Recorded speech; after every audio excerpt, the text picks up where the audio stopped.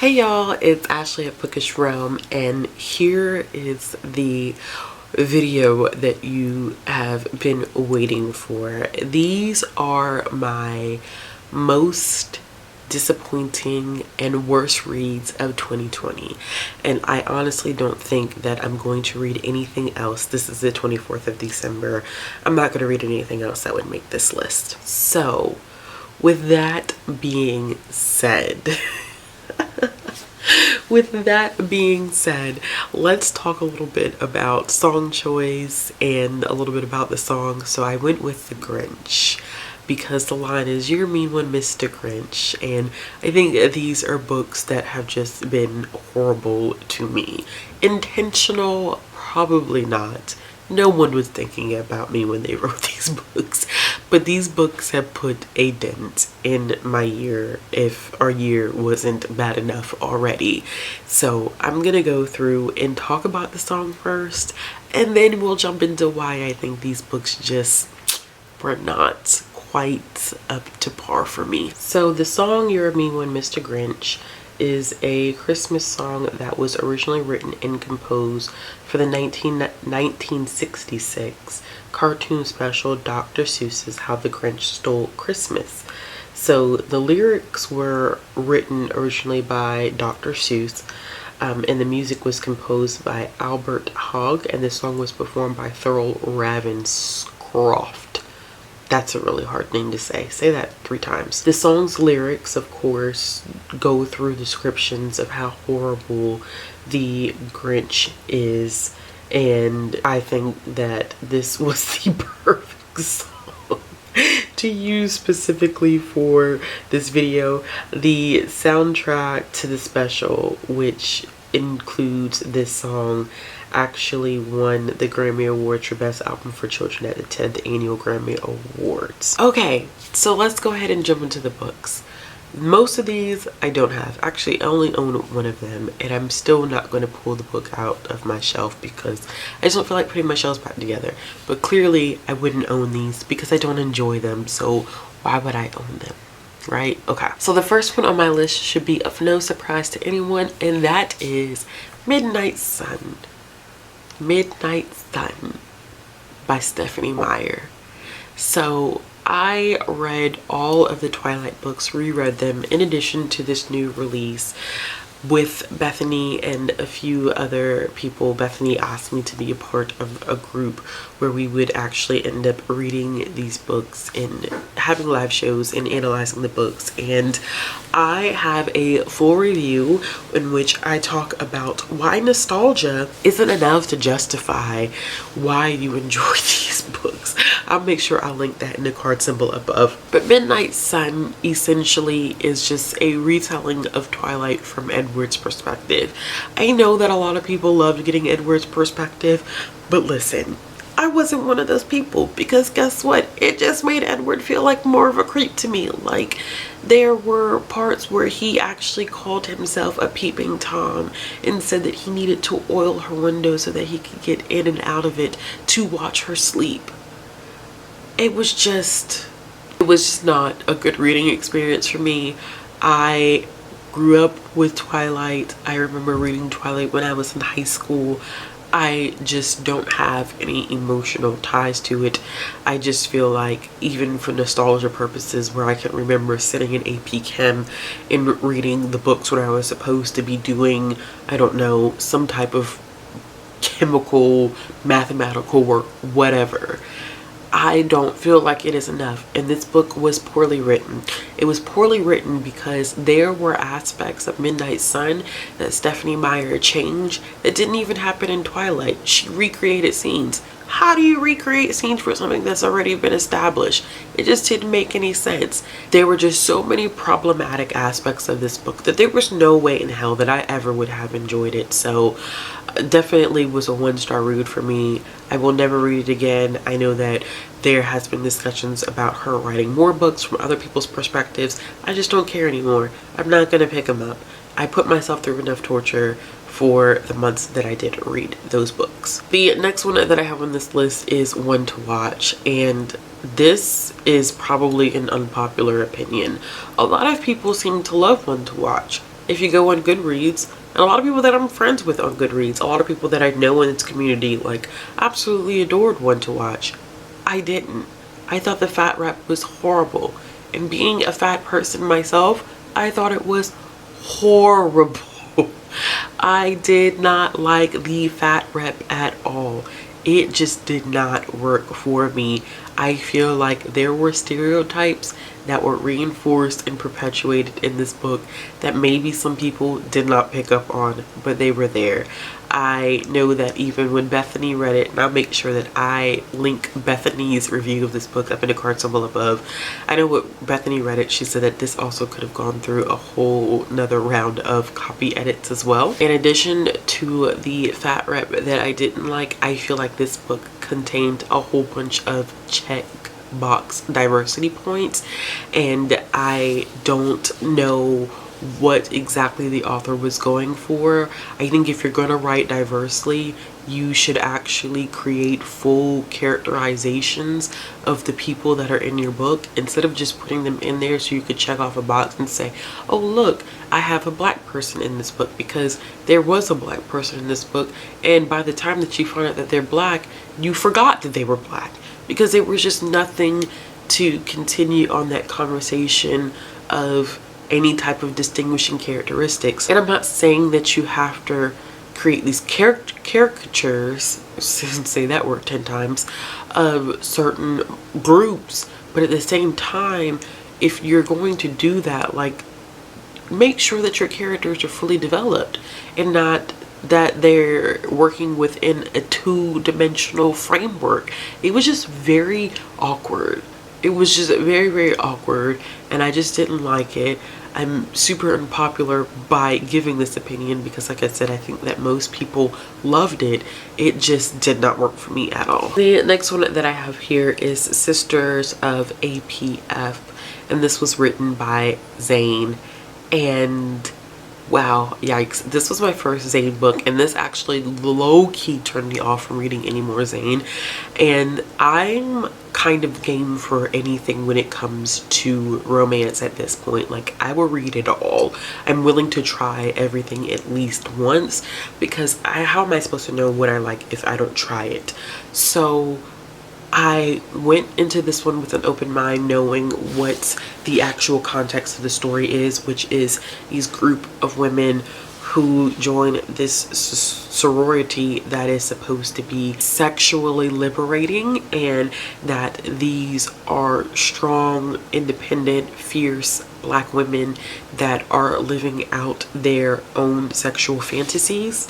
And the problem with this is that there were characters in the book that were in committed relationships, like serious committed relationships, like on the verge of engagement, married, and their excuse for the consistent cheating was the fact that, well, the men are probably doing it too, so I'm gonna get mine when I can get mine. And it's like, it was never checked, it was never discussed, it was actually encouraged. And I don't like the cheating trope. I know that it happens, but it was the fact that this was cheating that was consistently encouraged from the time that the book started to the time that the book was on its final pages. People were like, I'm going to cheat, that's what it is, I don't really care. We had a character who got engaged and didn't want to have kids because she wanted to maintain her cheating. It was crazy. I was like, yeah, I just can't do this. There's no way. There's one thing to have a cheating trope and have a conversation about it, which I still don't like personally, but then to have a cheating trope and then condone it and encourage it is a whole different conversation, especially when we start talking about this in terms of the black community and black love. Didn't appreciate that, so that kind of turned me off from Zane, to be honest with you. Although there is some other stuff that she has done that I'm interested in, this one was just not it. Of course, what would it be if I didn't include Children of Virtue and Vengeance by Tomi Adeyemi? This book is not as polarizing as I thought it was going to be. I think there are a select few individuals that really did enjoy this one, but I think for the most part, most people were disappointed or they just straight didn't like it. I think for me, this is more so not a worse read, but a disappointment. I loved Children of Blood and Bone. It was one of my favorite books of 2017, and I was so heartbroken when I kept finding out that the date for it just was getting pushed back and pushed back and pushed back. And then when I did find out that the book was finally being released, I went and bought the book on release day. Wanted to make sure that I supported the author. And then what ended up happening was that I did this reading vlog in May, which I'll also link in the card symbol above. And I just talked a lot about my experience in reading both books. It's spoiler, so if you haven't read either one of these books and you still want to read them, I don't recommend actually watching it. But I was going through spoilers, I was talking about character development and all types of different things, and I really did enjoy my reread of Children of Blood and Bone. And then I got to Children of Virtue and Vengeance and I was like, skirt, what happened? Like, everything that could have gone wrong for a second book in the series went wrong in this book. The characters were not the same. I feel like characters were put through traumatic situations just to move a plot forward, which to me is a big no-no. Like, I don't like when that's done in a literary format. I think it's screwed up to do that, and even though, you know, like, oh, it's fictional, it's still like screwed up. The whole idea and concept of that is just really, really screwed up to me. So it was that, and then it's just like two different people wrote these books. I feel like maybe she was in a different place in her life. Maybe, of course, there's stuff that we don't know specifically about her personal life, but something about whatever was going on in the background impacted the way that this book was written. It just was not done well. I don't know what they thought when they gave the green light on this book, to be quite honest. And it was a huge disappointment for me. Like, reading this one and discovering how much I disliked it, I gave it 2 stars, y'all. It hurt my feelings to do that, but super. If I had to say like most disappointing book of 2020, it would definitely be Children of Virtue and Vengeance. The next one that I have on this list is Pumpkinheads by Rainbow Rowell. I think I've talked about this one quite a bit. This has nothing to do with the artwork by Faith Erin Hicks. It is absolutely gorgeous. Bright colors, very, very much a graphic novel that gives fall vibes. It was the writing by Rainbow Rowell that was just like, what in the world? I think that it was super predictable. I think that it was not considered that it was a graphic novel format, which means that you have less opportunity to work with text and plot development and character development because you're looking at a graphic work. And I personally just don't think that Rainbow Rowell can write in a graphic novel setting. It didn't work well, it didn't flow well, and I don't think that this book deserved the Goodreads Choice Award for Best Graphic Novel. There were other graphic novels and comics that went up against this one, and they were done by veterans who know how to write in a graphic format. So this just wasn't it. I don't know why. I mean, I know that it won because it's popularity, but it shouldn't have won at all. Next, I have Katherine House, which no one should be surprised about. Katherine House, Katherine House. Oh, I absolutely like. I just like this book so much. But Katherine House is very polarizing. You either love it or you hate it. And for me, I just didn't like it. It's about these kids who end up going to this boarding school where they have to relinquish everything from their previous lives. No communication, no nothing. Like, the school and the other students that go there, like, that's all that they have. And we follow our main character, Inez, and Inez, like, is just in this, like, lackadaisical, drug-induced high all the time. So it was like, I had a very interesting reaction to reading this. It made me feel like I was high, and I just did not like that. I did not like that feeling. I think the atmosphere of this book is probably what catches the attention of a lot of people, but it's just one of those books that just doesn't make sense. But a lot of people love it. A lot of people love it, and I can appreciate that a lot of people do enjoy like the atmosphere and the beauty of the writing, and people seem to like that the ending is ambiguous, which is cool. That's fine. Not for me. Like, it just was not the book for me. It was just one of those books where I was like, oh gosh, oh no. Like, I finished it and I did not like it at all. Next, I have a Blade So Black by L.L. McKinney, which is such a disappointment, y'all. It hurts my feelings to say that L.L. McKinney's book is on here, and it wasn't the worst book that I read, but it was a disappointment because I was so excited to read a kind of retelling of, you know, Alice in Wonderland meets Buffy the Vampire Slayer with a black character. I thought this was going to be an interesting fantasy, and it just was not there at all.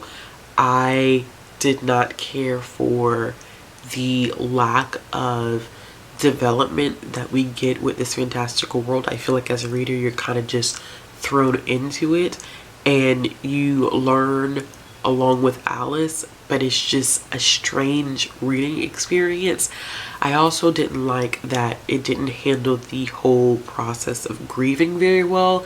Alice loses her father in the very beginning. It's not a spoiler. We're talking like 2-3 pages in, and that is never handled, which was awkward for me considering that a lot of the darker elements of this book are things that kind of feed off of negative energy, specifically like sad energy from humans. So for that to be a part of the magic system in the world building, but then it not really handled in a realistic contemporary setting, just didn't work for me the way that I anticipated it working. So this wasn't the worst read. I gave it, I believe, 3 or 3.5 stars, but it was disappointing because I was super excited for the book and the series as a whole, which at this point I probably do not see myself continuing. The next one that I have on this list is Real Men Knit by Kwana Jackson. This was a very, very awkward read. This I thought was going to be like a romance. We have 4 brothers and she has to kind of choose like which brother she's going to end up with, and it wasn't that at all. It was lackluster. It was so dry and boring. Our main characters didn't even feel like they had any chemistry whatsoever. They just felt more like relatives, which was awkward when they did end up having sex on page, because you're like, this is weird. It feels like cousins or siblings. Like, it was just very, very awkward. And then for this book to be the length that it is, like, literally nothing happens. Like, nothing. Nothing happens. There's no plot. There's what feels to be like there's conflict, but then it doesn't really feel like there's conflict. And I feel like it's one of those situations where, like, I can read a book that is focused on character development as opposed to plot development. But then if your characters are not developed and you have no plot, like, what is this book for? So that's where I really, really struggled with this one. I think that the idea and concept behind it had potential, but overall it just was not a good book. It was not a good romance debut, and I think this is one of those ones where a lot of people feel like it just wasn't good. There was nothing really to brag about. Next on this list, I have Taboo by Fatima Monroe, and this is a huge book that I consider to be like the worst book of 2020. This one was a Halloween erotic short that I had planned to read, and I was like, oh, I'm really gonna enjoy this. It's, you know, taboo, so there's probably going to be some interesting elements to it. And it's about these twin sisters. It's really, really short, probably like 30-something pages. And there's twin sisters, and one meets this guy. And my initial thought was that it was going to be a situation where they were going to share this guy, and that both of them were going to end up dating him in some capacity. But this book contains suggested and on the page incest, and there was no content warnings, no nothing. And I don't understand to this day why people thought that this book was like hot and spicy, and I'm like, no, that's not hot and spicy. I think that I could have gone with like him dating both of the sisters at the same time, although that still would have been kind of awkward, but with it being taboo, I would have understood that. But with the fact that we have two sisters, twins, having sex, not only was it on page as adults, but as teens as well. And I was like, no, this is not it. There are lines that I have to draw in the sand, and this is where I draw that line. And I think that it was very irresponsible not to include content warnings or trigger warnings, because I didn't even realize what was going on until I got to the end of the book at that point, because there was nothing there that would have indicated that we were dealing with an ancestral relationship, which I think the emotional and psychological trauma that occurs for that situation to even exist is not something that you kind of toy around with or fantasize. So if I had to go with the worst book of 2020, this would be it. And I really did not appreciate the fact that there was no warning, like there was no suggestion. Any other taboo book that I have read so far this year, like romance taboo, there has been content warnings to let the reader know this is what you're going to find in this book. If it is not for you, step away and don't read it. It was very irresponsible not to tell readers that this book contains an incestual relationship, especially when that could be a huge trigger for someone and an extremely traumatic experience reading something of this nature within the book. So, and it's not even clear in the summary or the description of the book that this is what comes out of it. So, woo, did not like this one at all. And the last one that I have on this list is Marvel Voices issue number 1. This was a disappointment for me. It wasn't the worst book that I read. It was a disappointment because Marvel is creating this line where they're focusing on BIPOC voices, specifically BIPOC writers and illustrators, which is cool because the comic industry has a horrible reputation for not being diverse, not at all, like in no way, shape, or form. It is dominated by white, cisgendered, heterosexual men, and that's changing, and I'm glad that Marvel was taking the step to do it. But I don't think that the way that it was done with this specific part of Marvel Voices was done well. So there's also Marvel Voices that focuses on indigenous voices, and I felt like that one was done well, but this one was not done well. It focuses on too many writers and illustrators at one time. There had to be in between 20 and 30 stories in a single issue, which is too much. If you read comics, you know that that's too much, because what was happening was that we were getting a single page with 4 or 5 panels, and that was a story. We don't have any backstory. There's no time for anything to develop.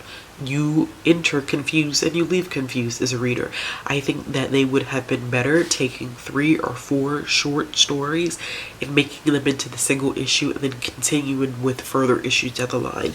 Having that many separate stories in one 30-page issue is not realistic, and it almost makes me feel like they cheapen the experience of having BIPOC creators be a part of the comic book industry. So it was disappointing for sure, but I'm hoping that they take feedback and they fix that with any other issues that they have coming out in the future.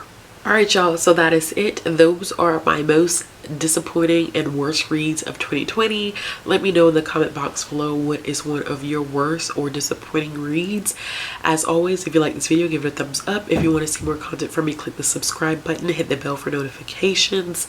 If you're interested in supporting my channel, all the links will be down in the description box below.